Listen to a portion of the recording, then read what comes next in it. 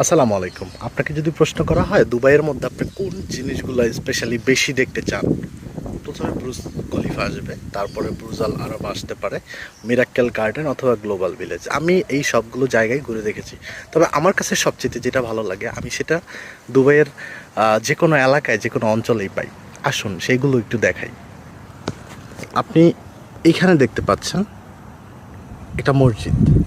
আমার কাছে এই মসজিদের সবচেয়ে স্পেশাল যে ব্যাপারটা লাগছে সেটা হচ্ছে মসজিদের গম্বুজের উপরে এই যে কালারটা, এটা আমার কাছে খুব স্পেশাল লাগছে এবং আমি স্পেশালি এখন এই মসজিদটা দেখতে যাব এবং আপনারা চলুন আমরা একসাথে মসজিদটা একটু দেখে আসি। আমি বাইকে স্ট্যান্ডে সেট করে নিলাম।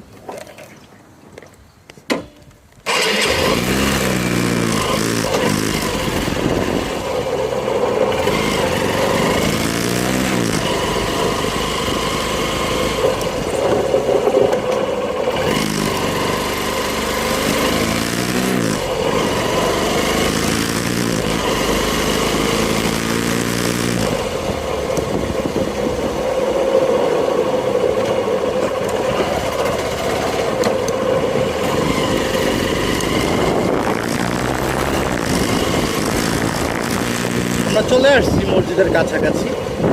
খুব একটা না থাকলেও খুব একটা কাছেও ছিল না। তো আলহামদুলিল্লাহ আমরা মসজিদের মধ্যে এই মুহূর্তে প্রবেশ করছি।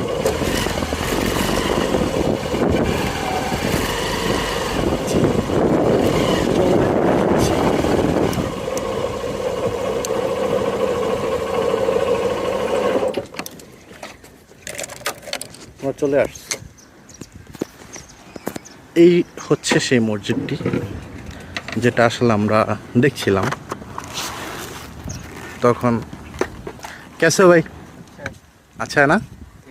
किधर जा रहे हो? मैं आया ये मस्जिद को थोड़ा देखने के लिए।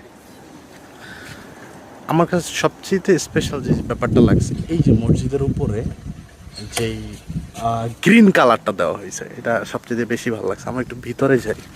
আমার বাইকের সাথেই চাবি রাখা। এখানে এই লাইটটার জন্য বরাবর একটা প্যানেল, সোলার প্যানেল। এটা হচ্ছে মসজিদের এই অংশ। এইখানে একটা কথা বলে নেই, এইগুলো মসজিদের মধ্যে দেওয়ার একটা বিশেষ কারণ আছে।